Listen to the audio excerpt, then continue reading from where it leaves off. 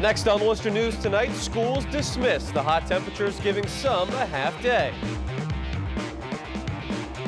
And could there be more names jumping into Worcester's mayoral race after this week's primary?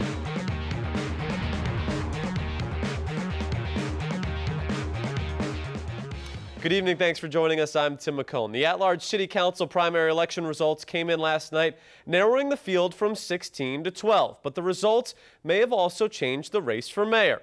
All at-large candidates have until next week to opt out of the mayor's race. Longtime city councilor and former mayor Connie Lukes finished in second place Tuesday behind Mayor Joseph Petty.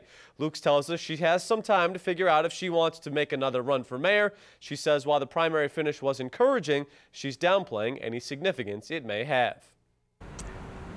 I'm very happy to have placed in the second place on the preliminary, but it is only a preliminary. The final election is yet to come, and that's where the real campaigning starts. This was a sort of a bizarre vote because it was the day after Labor Day. Nobody really was paying attention. Lots of folks did not vote that probably would have. And so I'm not sure it was a true reflection of anything. As of now, Mayor Petty and Councilor Mike Gaffney have declared their intentions to run for mayor. At-large candidates must opt out of the mayor's race by September 15th. Well, Pope Francis is set to make his first visit to the United States later this month when he heads to Philadelphia, and some Anna Maria College students will be there to see it. The small group from the college will head to Philly for the visit, which is expected to draw more than 1 million visitors to the city. But tonight, the college hosted Jeremy Zippel, executive editor of America Media, who spoke about what to expect from the visit from the Pope. Has had a real impact on young people, college-age people, high school students.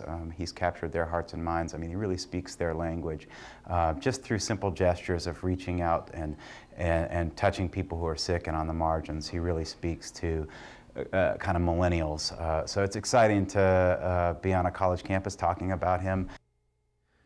The Pope will be in Philadelphia on September 26th and 27th. Well, today's high heat is causing its share of issues, even leading to some schools being dismissed early today. Our Olivia Lemon has more on the heat and the steps some are taking to stay cool. I suppose it's for the safety of the kids, so it's probably the best thing to do. You know, it is pretty hot out here. Craig Sowski has 2 kids at Hubbardston Center School. Students there and across the Quabbin Regional School District were sent home early Tuesday because of the extreme heat. No after-school plans, just babysitter plans need to change around a little bit. Businesses like Miola's Wayside Ice Cream in West Boylston are busier than usual because of the hot weather. All our customers really enjoyed sitting out and enjoying the last few days of summer. We've definitely been selling an awful lot of ice and an awful lot of cold drinks. I would say more than usual during the day than we would normally do. Over at Holden Discount Liquors, employee Cheryl Griffiths says she's thankful she works indoors on days like today. I'm very thankful that the air conditioning is on, and I'm glad I don't work outside. Dr. Michael Hirsch says whether you're working or playing outside in the heat, be sensible of your activity level. If there's availability of air conditioning where you can get out of the sun and at least cool off for a little period of time, we strongly encourage that. Worcester Public Schools did not dismiss early, but some other schools around the state did. Some of the schools I know have been actually closing because there's just not enough ventilation to safely keep the kids under those hot conditions. Back in Hubbardston, Sowski says his kids will concentrate on staying cool and enjoying their extra time off. They're going to be in the pool pretty much most of the day. Olivia Lemon, Worcester News Tonight. Humans aren't the only ones suffering in the heat. Plants all over Central Mass are having trouble staying green due to the lack of water. Dawn Davies says she's been out watering plants at Tower Hill Botanic Gardens all day. She says Central Mass is not in a drought quite yet, but if it doesn't rain soon, plants could be in trouble. Appreciable rain for probably at least 2 to 3 weeks, and the last rain that we did have was in the form of a thunderstorm, which when it comes down fast, a lot of it doesn't get a chance to soak in and it runs off. And when you start getting past, again, that 1 week with not an inch of rain, you'll start to see signs in the plants where they're not happy. Lack of water could cause plants to shrivel up. Well, calling it part of a larger expense reduction effort, Reliant Medical Group announces layoffs today. The independent health system laid off 78 employees. It represents about 3% of their total workforce. Reliant's acting CEO, Dr. Leon Joseph, says the layoffs are due to a projected 2015 budget shortfall. Reliant says these layoffs will not impact the organization's ability to provide high-quality care. Reliant Medical Group serves about 320,000 patients in central Massachusetts and Metro West.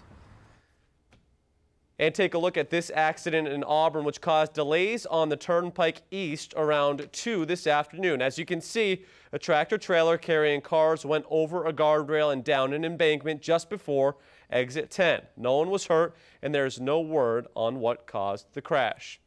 We're now learning from Worcester Police a city school bus driver was not wearing a seatbelt when her bus crashed into 2 parked cars. Police say the bus video shows the driver fell out of the seat moments before losing control. No kids were on the bus at the time, but the driver needed medical treatment. Andy Madison has more.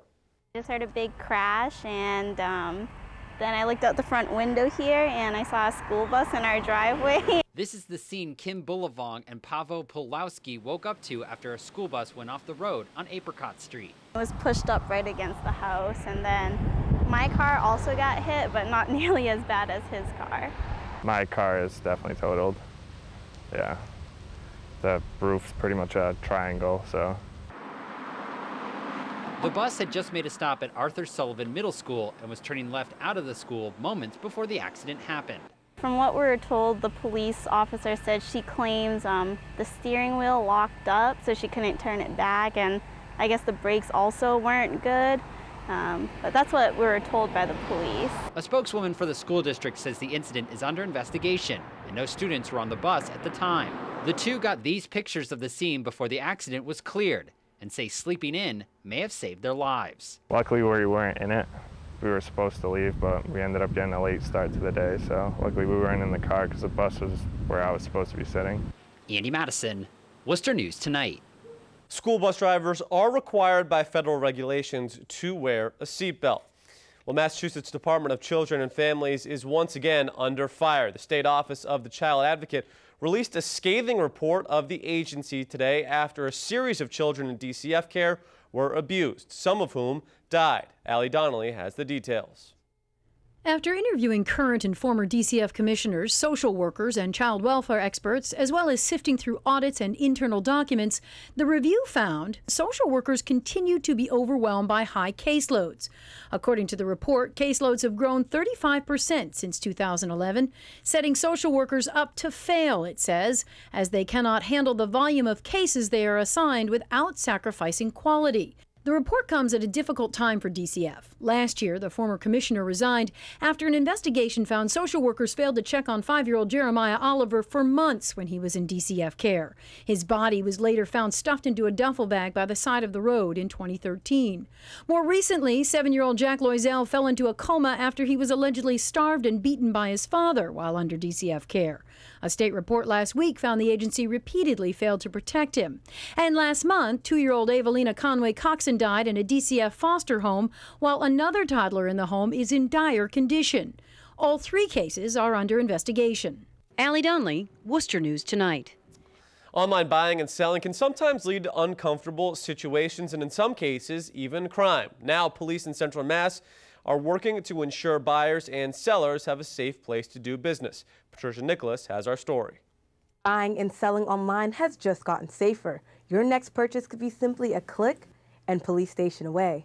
It's mainly to ensure the safety of the public when they're doing any type of online transaction. Southborough Police Chief Ken Paulus says the idea for an internet transaction safety zone was introduced to him at a National Chiefs Convention. The way it works is after people buy or sell an item online, they can come to the police station to complete the exchange. Paulus isn't sure how many people have used it so far, but online buyers seem to think it's a good idea. I've bought a few things off of Craigslist, so it's kind of, sometimes it can be shady meeting up with people and buying tickets or selling if there's cash involved. So I think it's a really good idea what they're doing. I think it's very useful and beneficial to the society, and this will kind of, incur more people to trade over the Craigslist than ever before.